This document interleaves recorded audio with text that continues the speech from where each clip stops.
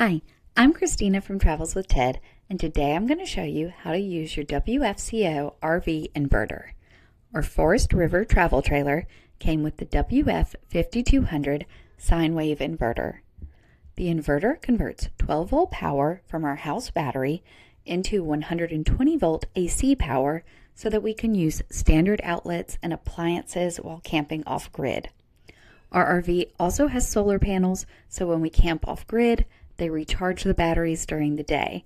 Then the inverter allows us to plug in chargers and run small appliances using that stored battery power.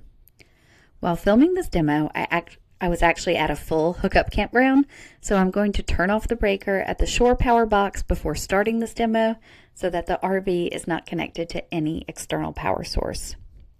So, back in the RV, before even turning the inverter on, many things like the lights still work in our RV.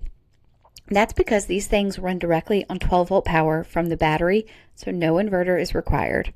In our RV, our TV, our refrigerator, and vent fans all run on 12-volt power. Now quickly, before we use the inverter, I'll show you where it's located and what it looks like.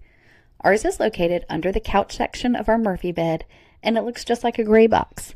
There's a control panel in a more accessible location beside the couch, so we don't actually have to reach the inverter itself unless a repair is needed. Now that you have all the basic knowledge, let's get the inverter turned on. To do this, simply locate the panel that says WFCO and hold down the button that says Unit until the display lights up.